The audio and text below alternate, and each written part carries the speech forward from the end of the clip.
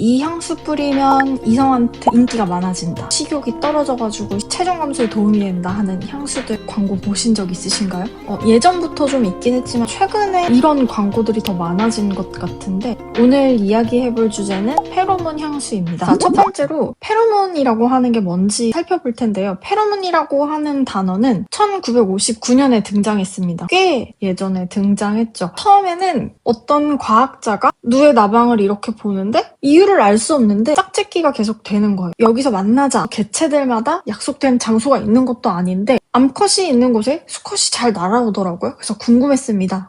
이 과학자는 나방을 다 모아요.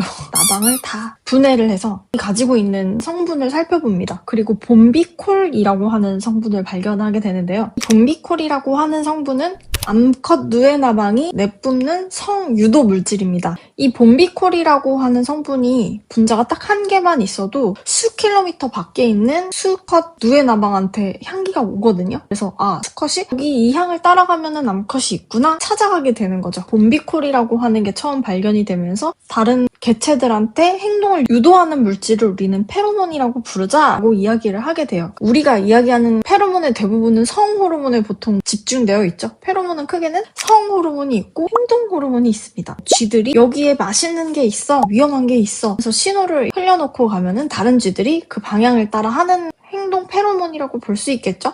하지만 봄비콜은 성 페로몬입니다. 여기서 볼 수 있는 가장 중요한 건 페로몬은 그냥 좋은 냄새가 아니라 같은 종에게 특정하게 학습을 시키지 않고도 어떠한 일이 일어나겠구나 하면서 예측 가능하고 반복 가능한 반응을 일으켜야지 우리는 이걸 페로몬이라고 부를 수 있습니다. 방금 이야기한 것처럼 봄비콜 같은 곤충 페로몬도 굉장히 유명한데 또 저희에게 유명한 페로몬이 하나가 더 있어요. 저는 바로 돼지에게서 발견되는 페로몬인데 수컷 페로몬한테 발견되는 안드로스테논입니다. 이 냄새를 맡게 되면 암컷이 교미할 때가 되었다 하면 교미 자세를 하게 되는데, 이 성분이 좀 특이한 게 돼지에서 발견되는 성페로몬인데 사람한테 써요. 그러니까 저희가 사람들한테 페로몬 향수예요 하면서 판매되는 향수들을 잘 살펴보면 대부분 안드로스테논을 쓰고 있는 경우가 굉장히 많습니다. 자, 그러면 인간한테 이 페로몬 향수가 실제로 효과가 있는지를 살펴볼까요? 첫 번째로 인간한테 효과가 있으려면 인간한테도 페로몬을 감지하는 기관이 있어야 됩니다. 동물들한테는 있어요. VNO라고 하는데 보습코 기관입니다. 말 그대로 코가 있으면 그 밑에 부속품?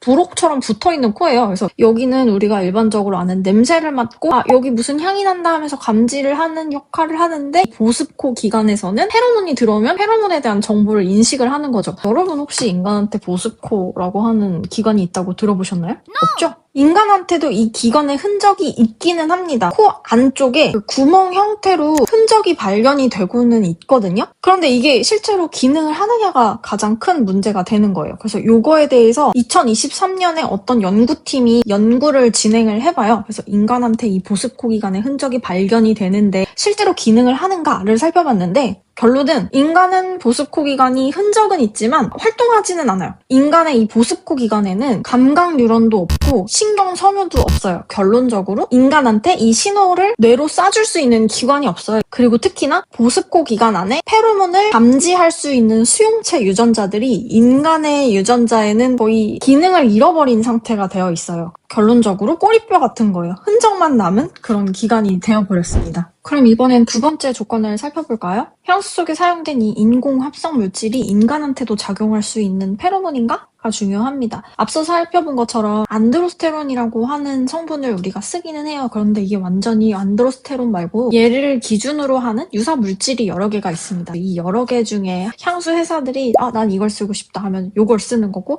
난 이걸 쓰고 싶다 하면 요걸 쓰는 거예요. 그래서 어쨌든 안드로스테론의 형제 물질이다 정도로 이해하시면 될 것 같습니다. 요거에 대해서 2015년 한 연구팀이 연구를 해봐요. 향수에서 사용되는 페로몬이라고 하는 성분이 진짜 인간한테 작용을 하는가. 지금까지는 한 4종류 정도를 쓰고 있는데 이게 모두 별로 검증된 증거가 없는 거를 발견을 해요. 그럼 도대체 이게 왜 향수에 먼저 쓰이게 됐을까요? 시작은 1991년 미국의 한 기업이었습니다. 그 기업이 인간 페로몬으로 한번 특허를 내볼까? 특허를 내요. 근데 그 특허를 자세히 살펴보면 물질을 어떻게 선별을 했는지, 물질 선별하는 방법은 뭔지 정확하게 기재된 건 하나도 없어요. 근데 다른 곳에선 인간 페로몬이 나왔대 하면서 인용을 계속하게 됩니다. 인간 페로몬이 있나 보다 라고 하면서 분위기는 잡혀지는데 뭔가 검증할 수 있는 방법은 하나도 없었던 거죠. 학계에서는 인간한테는 안드로스테논이 듣지 않는구나 라고 확정이 되었지만 아직 상품업계에서는 성페로몬 향수다 하면서 판매되던 게 아직까지 관습처럼 남아있게 되는 거죠. 근데 그렇다고 해서 이게 완벽하게 인간한테 안 들었냐? 또 그거는 아닌 게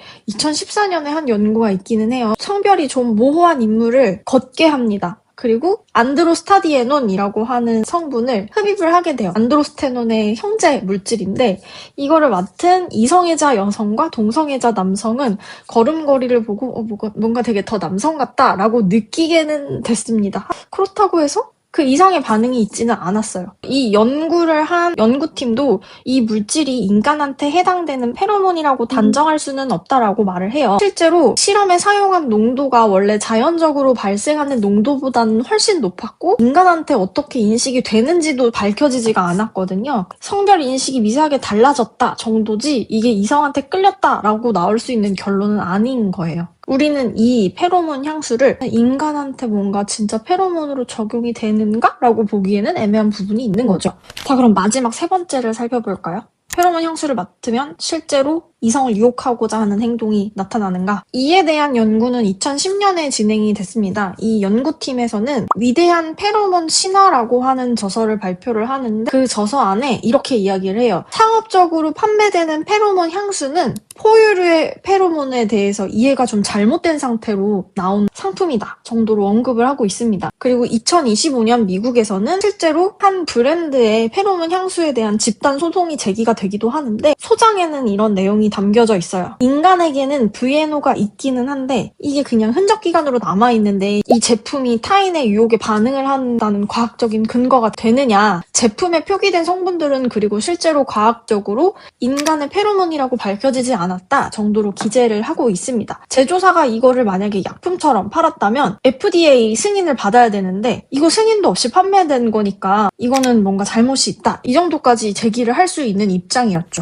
자, 그럼 최종적으로 페로몬 향수를 사용을 하면 이성을 유혹할 수 있다. 대답은 과학적인 근거가 없음으로 정리를 하면 될 것 같습니다. 자, 그럼 최근에 페로몬 향수 말고 좀 각광받고 있는 페로몬 향수로 식욕을 조절하는 거에 대해서 한번 살펴볼까요? 다이어트에 대한 관심이 항상 있었죠. 저희가 살아오는 이 지구가 있는 한에는 항상 있어왔던 것 같은데 이렇게 다이어트에 관심이 있는 소비자들을 겨냥해서 만들어진 문구입니다. 이걸 뿌리기만 해도 너는 밥을 덜 먹게 될 거야 라고 이야기를 하고 있는데요. 이 주장이 배경이 되는 과학적인 사실은 있습니다. 우리가 후각으로 인해서 식욕이 당겨지는 거는 다들 경험을 해보셨을 거예요. 그쵸? 이거는 실제로 우리가 배가 고프면 위에서 그렐린이라고 하는 호르몬이 만들어져요. 이 호르몬은 후각적인 민감도를 굉장히 높여서 냄새를 조금 더 잘 맡게 하기도 하죠. 반대로 후각 신호는 코를 거쳐서 뇌로 들어가게 되면서 뇌 전체적인 영향을 주게 되는데 우리의 뇌를 구성하고 있는 소기관 중에 시상하부라고 하는 곳이 있어요. 여기는 호르몬을 관장을 하는 기관인데 이곳이 후각 신호가 시상하부에 있는 식욕 조절 뉴런까지 전달이 된다라고 하는 해부학적 경로도 우리가 이제 알게 됐거든요. 음식 냄새가 식욕을 자극하는 다양한 과학적인 사실들을 우리는 이미 알고 있어요. 그래서 후각이랑 식욕은 관련이 있는 게 확실해요. 그러면은 질문이 하나 나오는데 페로몬 향수에 들어간 이 합성 스테로이드, 안드로스테론 뭐 이런 계열의 형제들이 이 경로에 실제로 작용을 해가지고 내 식사량을 줄이냐? 이거는 또 다른 문제인 거죠. 이 질문에 가장 적합한 연구가 하나 있습니다. 2012년에 발표된 논문인데요. 이 연구는 뭘 했냐면 여성이 슬퍼서 울게 되면 그 눈물에 슬퍼서 울었다 하는 화학적인 신호가 담겨 있거든요. 이 신호 물질을 남성한테 자연스럽게 흡입하게 합니다. 숨을 쉬면서 그 냄새가 들어온지 안 들어온지 모르게끔 이렇게 향을 맡게끔 한 거죠. 그리고 이 사람의 식사량 그리고 식욕을 측정을 했는데 실제로 식욕이나 식사량에 큰 차이가 없었어요. 그러니까 유일하게 변화가 있었던 수치는 테스토스테론이라고 하는 여러분들이 이미 잘 아시는 성호르몬의 수치였는데 이거는 또 성호르몬이다 보니까 식욕이랑 관련이 크게 없거든요. 그래서 정리를 하자면 후각이랑 식욕이 연결이 되는 건 맞아요. 하지만 페로몬 향수를 뿌린다고 해서 식욕이 조절되는 거라고는 볼 수 없습니다. 음식 냄새가 식욕을 작용하는 경로는 분명히 있는데 이 우리 페로몬 향수에 사용한 이 합성 스테로이드가 이거랑 연결이 됐는지는 아직 밝혀지지 않은 게 너무 많고 과학적으로도 검증이 되어 있지 않아요. 자, 이번에는 마지막 주제인데 개인적으로 굉장히 어이없다고 생각하는 주제입니다. 향수를 많이 쓰게 되면 체질이 변한다?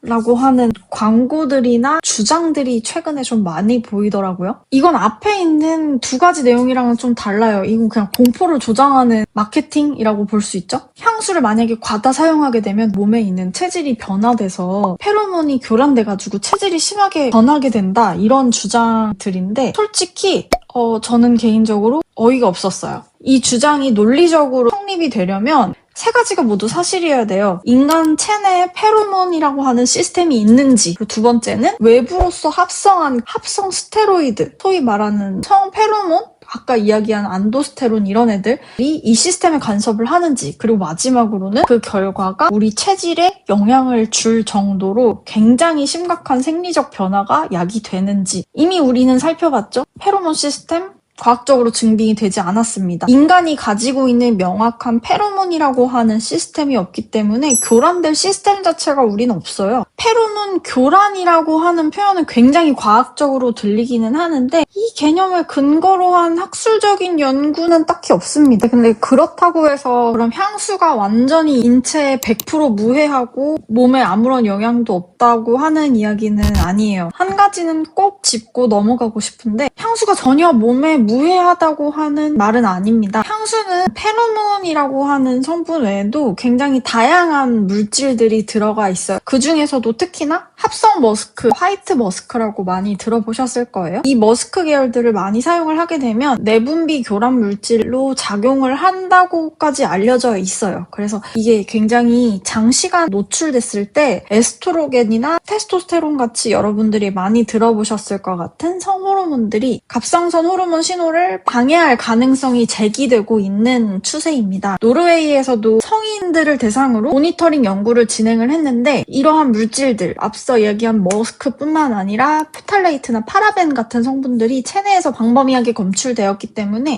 이게 인체에 완전히 무해하다 라고 이야기는 할 수 없습니다. 그렇다고 해서 페로몬 교란 물질이냐? 그건 또 아니에요. 이거는 또 완전히 다른 이야기죠. 향수 속 일반 화학 첨가물이 일으킬 수 있는 호르몬 교란 문제라고 봐야지 페로몬 성분 때문에 무언가 교란당했다라고 하는 거는 완전히 다른 이야기거든요. 이 두 가지 이야기를 교묘하게 섞어서 사람들을 뭔가 혼란스럽게 만들려고 하는 마케팅 전략 중에 하나라고 제 눈에는 비춰집니다. 흥미로운 사례를 하나 소개를 하고 싶은데 최근 일본에서 항해라고 하는 개념이 사회적인 문제로 좀 부각이 되고 있어요. 향기로 인한 공해라고 하는 뜻으로 향해라고 부르는데 이 이야기는 사람들이 사용하는 향수나 섬유 유연제, 이러한 강한 화학 향기가 타인한테 두통이나 아니면 메스꺼움, 심하게는 호흡곤란까지 일으킬 수 있다는 신체적인 증상을 유발한다는 개념인데요. 일본 소비자 단체가 설문조사를 실시를 해요. 성인들의 79% 정도가 인공향기 때문에 내가 불쾌감을 겪은 적이 있다고 답을 했고요. 18.6% 정도는 나는 학교나 직장에서 생활이 불가능할 정도다라고 이야기를 하기도 했다고 합니다. 일본에서는 2022년에는 항해를 막기 위한 지방의원 네트워크까지 결성이 되었다고 해요. 그래서 소비자청이랑 여러 정부가 항해 관련 인식 캠페인을 계속 진행을 하고 있다고 합니다. 이 단어는 2020년 일본어 사전에도 공식 등재가 됐을 정도로 일본에서는 크게 대두되고 있는 문제거리예요. 자, 그래서 여기서 우리가 얻을 수 있는 교훈이 있습니다. 향수는 광고에서 이야기하는 페로몬 때문에 우리가 교란이 생겨서 체질 변화가 일어난다고 하는 게 큰 문제가 아니에요. 실제로 검토를 해야 될 거는 우리가 향수를 사용을 하면 얼마나 강한 강도로 사용을 하는지, 이 강도가 주변 사람들한테 어떠한 영향을 미치는지가 우리 삶을 살아가는데 좀 더 중요하지 않을까요? 이쯤에서 궁금점이 좀 생기실 것 같은데 그럼 인간한테 페로몬은 전혀 없는 건가요? 라고 하는 질문이 생길 수도 있을 것 같아요. 솔직한 답은 모른다입니다. 현재로서는 없어요. 근데 밝혀지지 않은 걸 수도 있다는 거죠. 가장 유망한 후보들은 향수 산업이랑 전혀 관련이 없는 물질들이에요. 2021년 진행한 한 연구에서는 신생아 두피에 굉장히 풍부한 헥사데카날이라고 하는 성분이 발견이 됐다고 해요. 이 성분에 노출이 되면 남성은 공격성이 좀 억제되고 여성의 공격성은 좀 증가된다라고 하는 결과가 얻어졌는데, 이 연구팀도 이걸 페로몬이라고 우리는 단언할 수 없다라고 이야기를 했지만, 우리 앞서 살펴본 것처럼 페로몬은 인간의 행동에 영향을 주는 물질이었죠. 어떻게 보면 페로몬에 제일 가까운 물질이라고 볼 수도 있을 것 같습니다. 자, 그래서 오늘은 페로몬 향수에 대해서 이야기를 나눠봤는데요. 페로몬 향수라고 하는 굉장히 과학적으로 들리는 단어를 사용을 하고는 있지만 학술적인 근거는 굉장히 취약한 걸 우리는 살펴봤습니다. 향수를 즐기는 것 자체는 아무런 문제가 없어요. 좋은 향기는 여러분의 기분을 좋게 하고 자신감을 높여주기도 하고, 이 자신감으로 인해서 사회적인 상호작용이 활발하게 일어난다면 더할 나위 없겠죠. 이건 향수 자체의 향기 성분이 우리한테 작용을 하는 거지 페로몬 성분 때문이 아닙니다. 오히려 우리가 신경 써야 할 건 다른 곳에 있는 것을 알게 되었는데요. 다음 영상에는 더 흥미로운 이야기로 찾아오도록 하겠습니다. 저는 향기로 이야기를 풀어내는 박사 김민주였습니다.